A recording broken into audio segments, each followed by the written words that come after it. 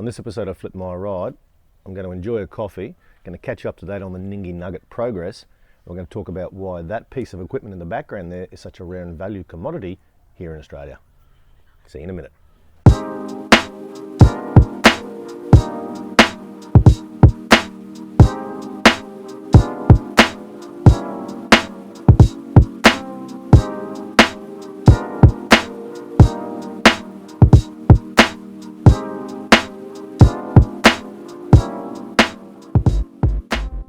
Yes, g'day and welcome back to Flip My Ride. Thanks for joining me. Hope you're in a nice comfy chair for today's episode. If you're new, thank you for joining me. It's a pleasure to meet you.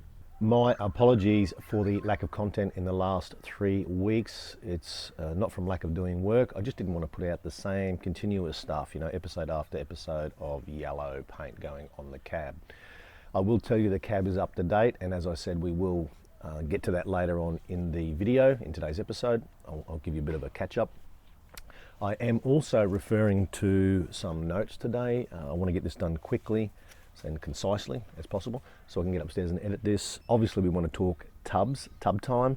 I haven't sat down and chatted like this for about 2 years, but I feel it's important in the context of this flip and build, and for many of you out there to get an insight into my rationale behind buying this, and hopefully by the end you'll understand what it's all about, why it's important. Let's delve into it. Let's delve into the science of Utology by Adam. By the way, just to keep it clear, we're going to be referencing this as several things. It can be a tub, a bed, and in Australia sometimes a tray, but we'll get to that later on.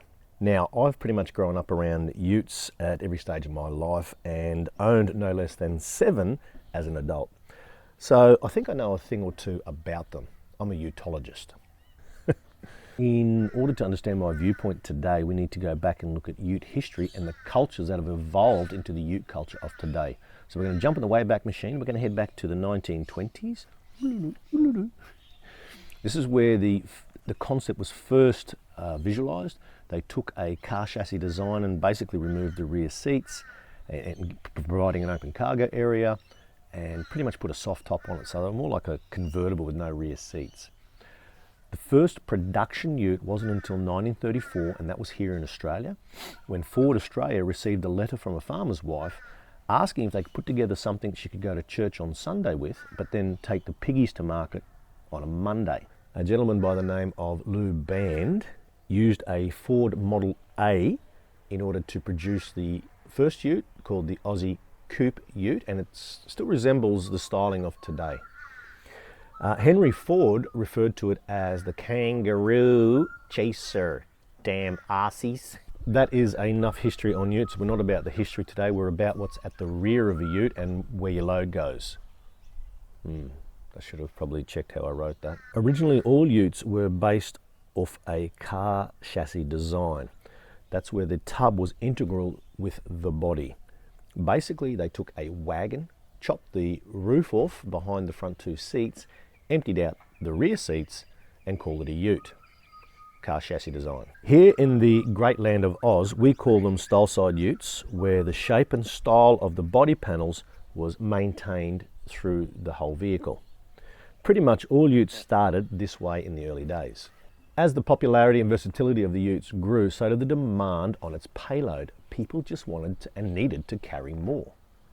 Using a car chassis design, payloads were legally restricted to between 500 and 750 kilos, basically due to the vehicles using the existing running gear. This wasn't enough to meet the requirements of more, and the gold standard, even today, and the aim was 1 tonne or 1,000 kilos. We call them 1 tonners over here in Oz. This is the next evolutionary step in Utology, and where we see a split in the ute DNA. This is getting pretty deep, isn't it? First, we have the car chassis design, but now along comes a cab chassis design, so there is a difference between the two.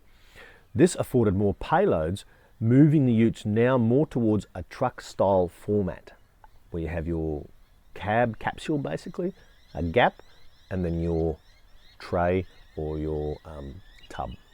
In order to cope with the 1,000 kilos, ute suspension was beefed up, extra leaf springs, stronger shock absorbers, and now the ute went from driving like a car to more like a truck. Basically, they took a truck design and applied it to a light commercial format.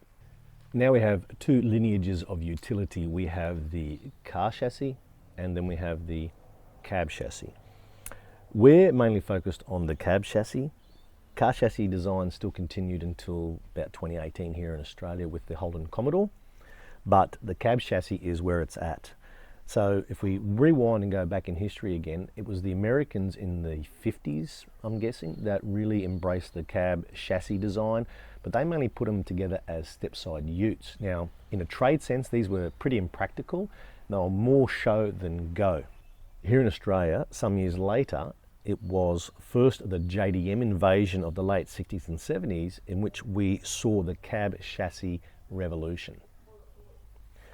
Locally, Ford and Holden continued with their car chassis designs, but to not miss out, they introduced new models of cab chassis utilities. Now this is where the story gets interesting, and we have a cultural shift changing ute culture, Utology, forever.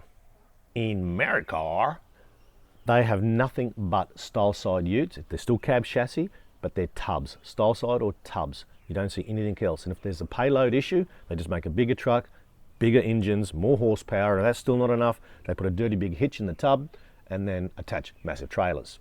Not here. Here in Australia, we sourced, or maybe we even invented it, I don't know, but some genius thought about putting basically a box trailer, a large box trailer, building a frame on it and whacking it on the back of the cab chassis utility. And hence was born the Trayback ute. Pretty much an Aussie ute. The Trayback ute, or the alloy tray we call them now, pretty much revolutionised the ute's usability and therefore increased its popularity here in Australia. You see, once upon a time in our penal colony history, all utes were delivered with the tubs on. There was no trays. And you'd go down to your local dealership and there'd be several utes lined up, and a tradie would walk in and he'd say, "Yeah, I want to take that ute, mate. Could you piss the tub off button, put a tray on the back, and I'll be here to pick it up tomorrow." Along those lines it went. The utes left the dealership door with nothing but trays on the back. Initially they used to be steel trays with a wooden bed, then they evolved into the alloy tray, again to save weight and increase the versatility of the vehicle. Oh, and by the way, those tubs that were taken off were all stockpiled and dumped, never to be seen again. That's why they're rare. Don't get me wrong, some utes went out the door with the tubs on, and those ones that went out with the tubs barely survived. They either rotted away with rust or were so damaged through abuse at work, they no longer exist. These days, tubs in Oz, sounds like a musical. Tubs in Oz are back in vogue or back in favour due to the popularity of the four-wheel drive dual cab sort of vehicle. Owners like to see the ute lines continue rather than have this chunky big tray on the back. So with that change and shift in culture again, we're getting people with a bit of nostalgia looking back upon the older utes and going, "Gee, I wish I had kept that tub years ago, and you know, I wouldn't mind an old ute, and if I got an old ute, I wouldn't mind it with the tub." So as a wrap up, it's probably been a long way round, but utes that have the original tubs on them, old utes that have the original tubs on them, are worth a lot of money now because you can't find them. And they do add character and keep that initial or original styling, which people want to see, I guess. So that's just a brief Adam version on Utology by Adam the Utologist. That is me. Let's talk Ningy Nugget. Let's go to the videotape. It's Ningy Nugget time. Last episode you saw me install the new floor and repair around the windscreen. Since then I have KBS rust sealed all of that, so she's all buttoned up and watertight and should no longer rust. It's rust encapsulator.